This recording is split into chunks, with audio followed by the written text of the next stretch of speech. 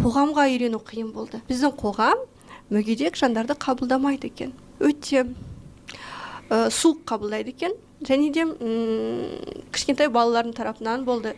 Былай саусақпен көрсеткеннен ол бала ғой, ол түсінбейді. Бірақ мен өзімнің қызымды үйде үйретемін.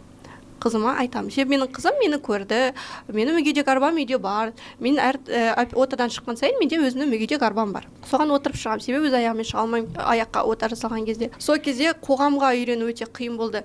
Және де қазақ қоғамында мүгедек болған қиын екен. Ол туыстардың арасында болсын, жақын жандардың арасында болсын, мүгедек адам болған қиын.